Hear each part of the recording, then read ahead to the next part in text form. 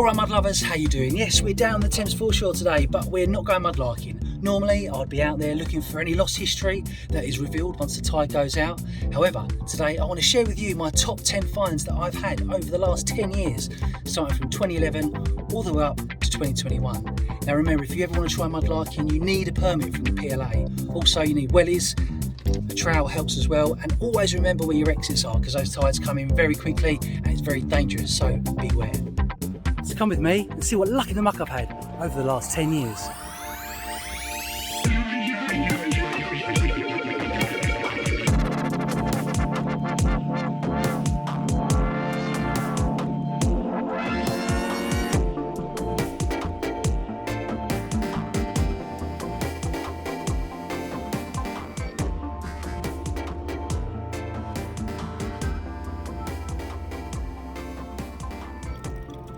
So it all started back in 2011.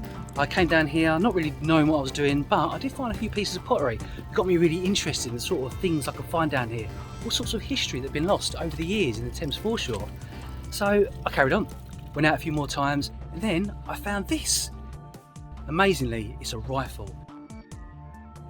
The barrel had gone, but the butt was still there, and you can see if you look on the part of it, the serial numbers have been drilled out, I think. So was this used in a crime? Or maybe it was just somehow covered up from somebody trying to get it identified. There is a little mark on here, I think there's a little mark of a deer.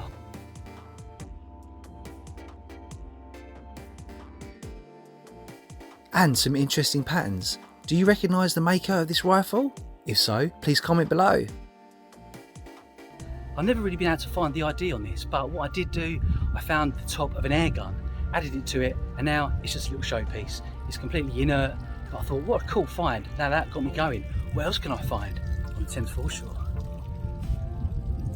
Over the years I found quite a few guns on the Thames foreshore, ranging from Victorian muff pistols that would have been carried by ladies for protection, to modern replica Magnums, to name just a few. Terry is armed and dangerous. What you found, Tel?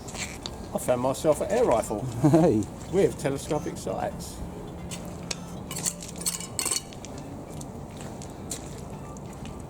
Also, I found the odd knuckle duster. Well, after all, it is London.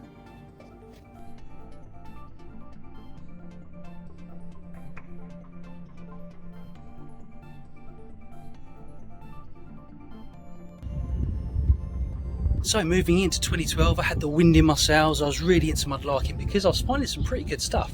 The odd coin here and there, the odd trinket, and I was really learning about how to go about mudlarking, where to look, what to do, the process of actually finding stuff, and then maybe even getting a chance to find something good enough to record at the museum. Also in 2012, I found my first gold ring. It was modern, but it was gold and it had tiny diamonds. Also, I had a World War II shell casing and a stunning 17th century trader's token featuring a chandler, which is a candle maker. Here you can see the image of someone dipping the candles in a vat of wax. And I was well and truly hooked. And then came along my find of a lifetime. I'm not even sure if I've actually topped that since then. Anyway, you can decide by the end of the video what your favourite find is. This find was something truly magical. So back in 2012, I was out with Jules and his dog Poppy, and he told me, go and have a look over there. And I gratefully did, because I was a newbie. So I started having a little scrape against the back wall, and I uncovered what I thought was a silver 10p coin. Anyway, on closer inspection, it turned out that it wasn't just any ordinary coin.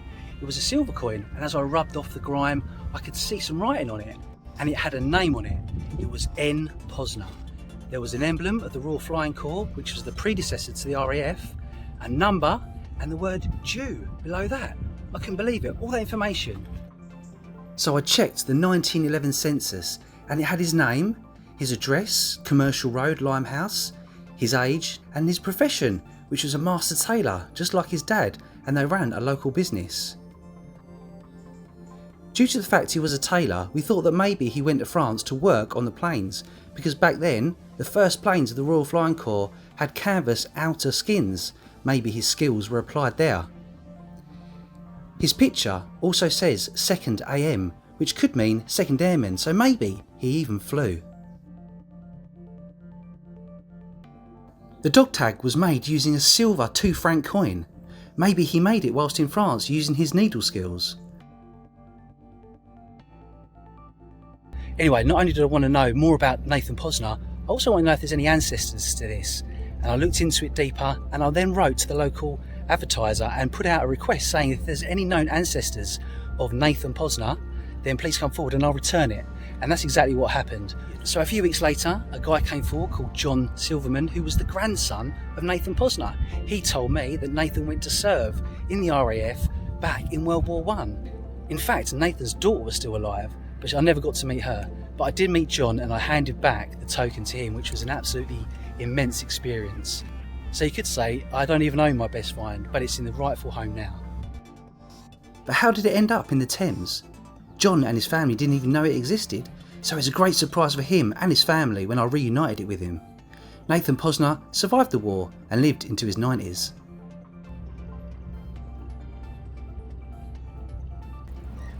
So 2013 started with a bang. A few pals and me went down to Greenwich and did some mudlarking and found a live hand grenade. Here we had to call the police and they come down and did a controlled explosion, something which I repeated a few years later. Cool. If you haven't seen the video, check that one out. In the same year, we were lucky enough to be invited to search the Tower of London foreshore, organised by the Museum of London. We found Roman coins, jettons, tokens, and even chainmail like the old knights used to wear, although chainmail was worn by most of the army as well. They were great times. But my find of the year was this silver Fedi ring. It's beautiful, it's got two clasping hands and dates to the 15th century. I had to declare it to the Museum of London as it was treasure. After a year or two it was disclaimed and now it's given back to me. But what a beautiful thing to imagine that someone in the 1400s was wearing this ring. Was it given to a lover or was it given to someone's wife? We'll never know. So was it lost by mistake as they were about to board a boat? Or maybe it was tossed into the river when a relationship ended.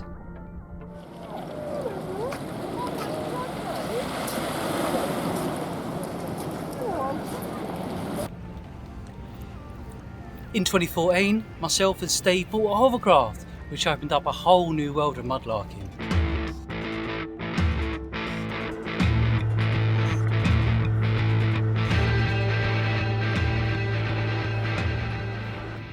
As Steve, Jules and I started exploring the lower Thames estuary, we found all sorts of bottles and anchors and Roman pottery, and the list goes on and on.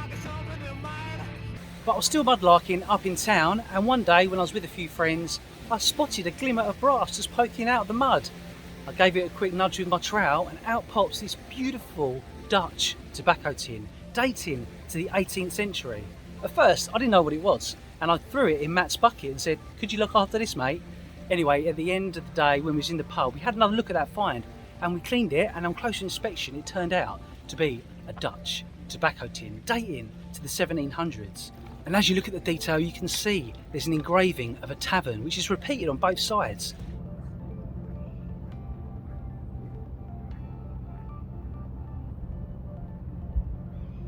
This one, amongst many other finds of mine, have been recorded with the Museum of London, and I'll put all the past references below so you can go and check out in further detail the records that were created by the Museum of London.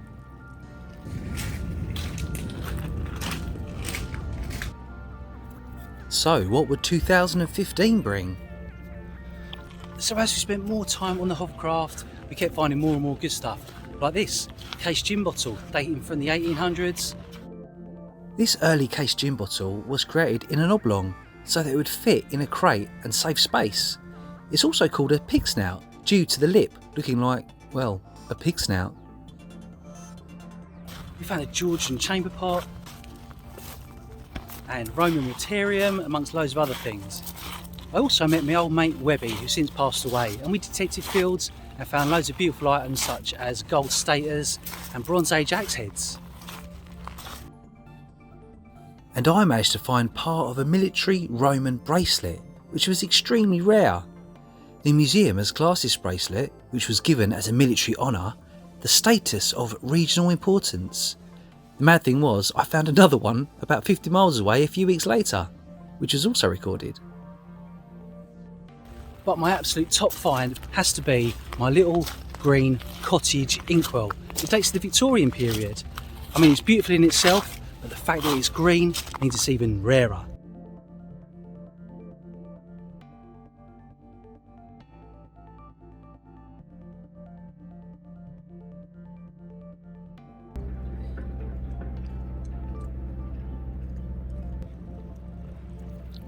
In 2016 we carried on mudlarking out on our hovercrafts and also up in town. We found the usual coins and buckles and all manner of beautiful things, including a Victorian pub table that I restored a few years later. Again, if you haven't seen that video, please check it out.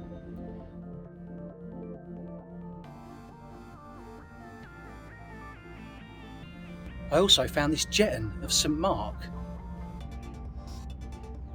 When I first found it, it looked like it was gold when it came out of the mud, but alas, it's just brass. That's what the Thames anaerobic mud does to these finds. It preserves them so well, they come out looking brand new. But it was one dark evening when we was out mudlarking at night when I found my find of the year when I was with Cuffs. I was detecting away and I discovered an anchor that was buried quite deep. After a bit of tugging and pulling, it finally came free. And after I cleaned it, I noticed the name J. Jones inscribed on the side of this anchor. It probably dates to the 18th century, so 1700s maybe. And it's fantastic because it's got the name of the guy that owned it.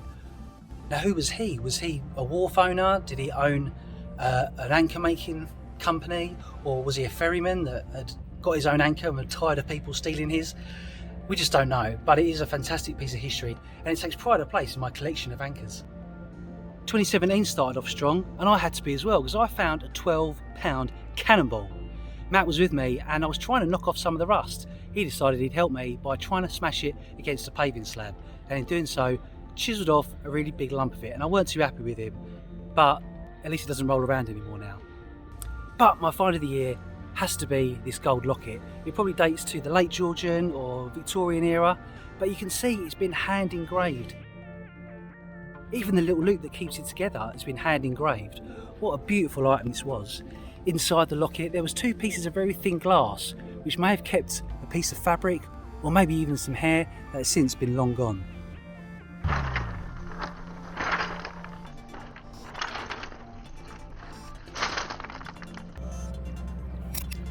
It was in 2018 when I really started sharing my adventures on YouTube.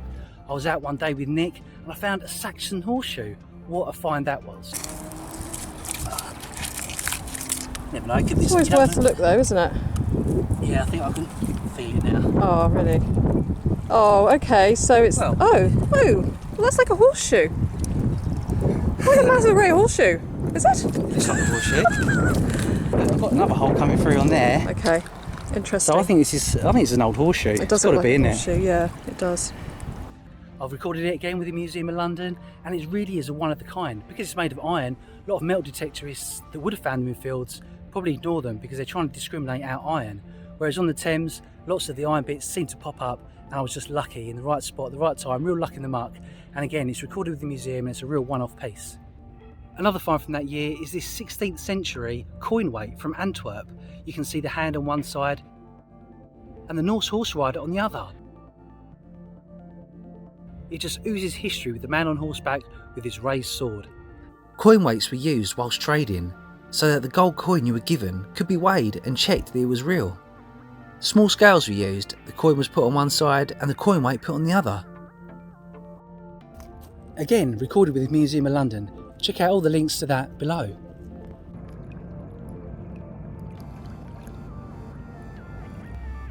Moving on to 2019, what a great year that was. Started doing more bottle digging, again going out with my Hovercraft history hunters and finding all manner of finds. If you want to check them out, the videos are all there, so click away.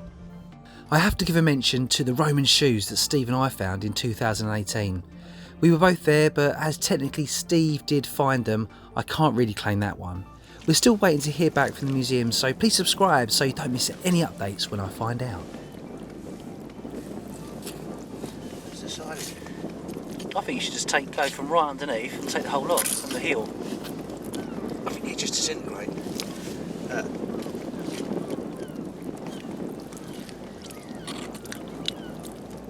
I don't know, they might be quite well preserved because the mud does do a great job of preserving these things.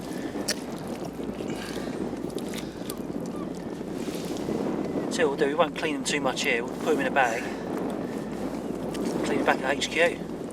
They are Roman, they've got hobnails in the bottom. Joking. Oh my God. Flip her over. Feel them, look. Yeah, Roman shoes. A pair of Roman shoes. What? It's amazing. And my find of the year was an extremely rare and complete Cawdle Cup. I found it all crunched up. I didn't know what it was, but I took it because I had an inkling it might be something cool. I spent a long time trying to reshape it, and it turns out that it's a cup dating over 300 years old and would have been used as an invalid cup. So imagine if you was really poorly and you were ill, you'd take a little sip from this cup. And because it was pewter, it was soft metal, so maybe it was thrown away when the person maybe passed away, so that it didn't cause any further disease and infection in the house.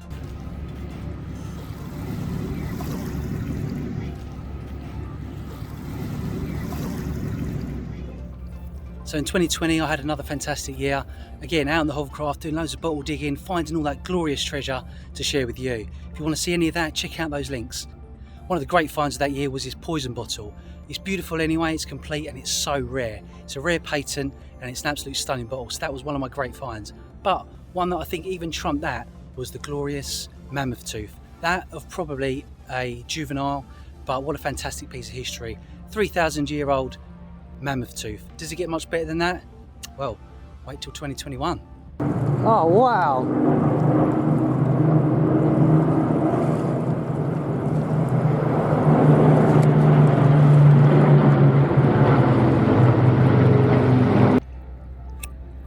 So now moving into 2021. Could I top any of the finds that I made in the last 9 years? Well, before I tell you, just want to say thank you for everyone who's supported me in the last few years while I've been sharing my mud ventures on YouTube. If you want to support me further, please join my Patreon page, links are in the description below, and you'll help me on my quest to find even more treasure in the following 10 or 20, 30 years, who knows how long it's going to go for. I'll go as long as I'm fit and able. So I've had some great finds in 2021, not to mention my Intaglio that I'm yet to take to the museum to find out what age it is. Also a medieval floor tile that was absolutely beautiful and complete.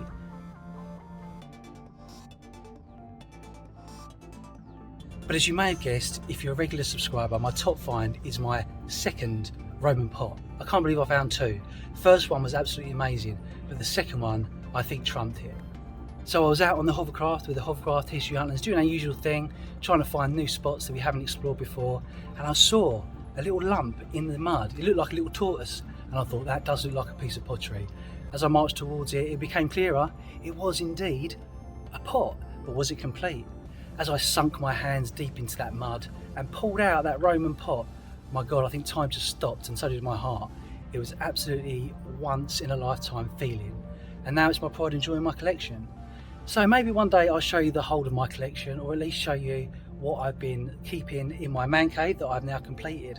So stick around, subscribe if you haven't done so, and I'll share more of my mud ventures with you. So there we go, mud lovers. I hope you enjoyed my top 10 finds over the last 10 years, and here's to another 10. See you in the next mud venture for some more luck in the muck.